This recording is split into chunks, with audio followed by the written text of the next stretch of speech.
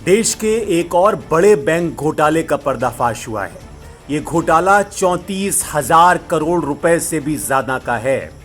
CBI ने इस मामले में घोटाला करने वाली कंपनी दीवान हाउसिंग फाइनेंस लिमिटेड यानी डीएचएफएल और उसके सहयोगियों पर विभिन्न आपराधिक धाराओं के तहत मुकदमा दर्ज करके आज देश भर में 1 दर्जन से ज्यादा जगहों पर छापेमारी की। छापेमारी के दौरान कई आपत्तिजनक और महत्वपूर्ण दस्तावेज और इलेक्ट्रॉनिक डिवाइस बरामद किए गए हैं। देर शाम तक छापेमारी का दौर जारी था। इससे पहले सबसे बड़े बैंक घोटाले के तौर पर 22,000 करोड़ का बैंक घोटाला सामने आया था।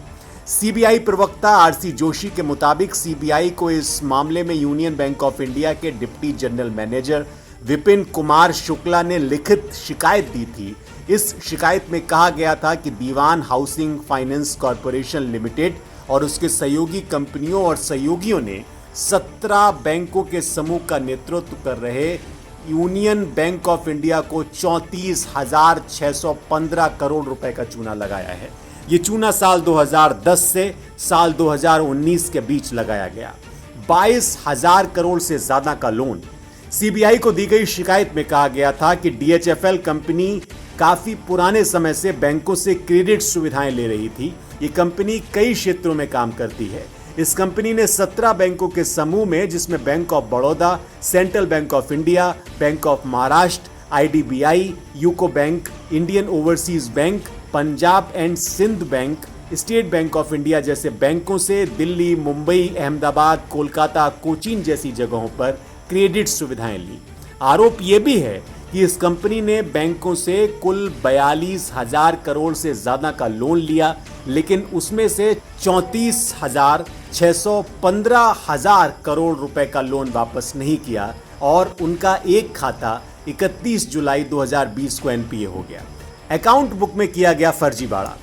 आरोप है कि इस कंपनी ने बैंक से जिस काम का पैसा लिया था उस काम में नहीं लगाया। जो फंड बैंकों से लिया जाता है वो उसी 1 महीने के थोड़े समय के भीतर दूसरी कंपनी में भेज दिया जाता था। जांच के दौरान यह भी पाया गया कि लोन का पैसा सुधाकर शेट्टी नाम की एक शख्स की कंपनियों में भेजा गया। साथ ही ये पैसा दूसरी कंपनियों के ज्वाइंट वेंचर में लगाया गया। ये भी पता चला है कि लोन का पैसा 65 से ज्यादा कंपनियों में भेजा गया। इसके लिए बाकायदा अकाउंट बुक में फर्जीवाड़ा किया गया। सीबीआई ने इस मामले में दीवान हाउसिंग फाइनेंस कॉरपोरेशन लिमिटेड, उसके निदेशक कपिल वधावन, धीरज वधावन और एक और शख्स जिसका नाम सुधाकर शेट्टी है, इसके खिलाफ, इसकी अन्य कंपनियों के खिलाफ, जिसमें गुलमर्ग रिटेलर्स, स्काईलार्क विल्डकॉन, दर्शन डेवलपर्स, टाउनशिप डेवलपर्स समेत 13 लोगों के खिलाफ अलग अलग मामलों में आपराधिक धाराओं में मुकदमा दर्ज किया है।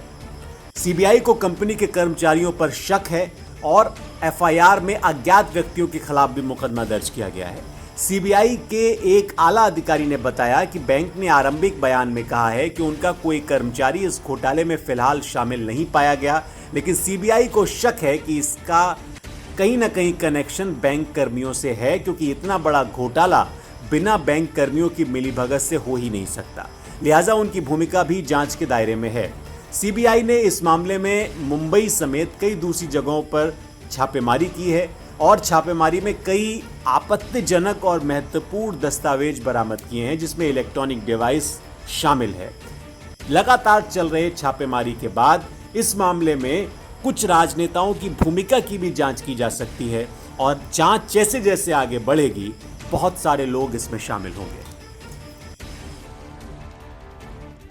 और आप हमसे जुड़े रहने के लिए सब्सक्राइब करें YouTube पर, फॉलो करें Twitter पर और लाइक करें Facebook पर। और ज्यादा जानकारी के लिए आपको टाइप करना होगा सिर्फ न्यूज़ नशा।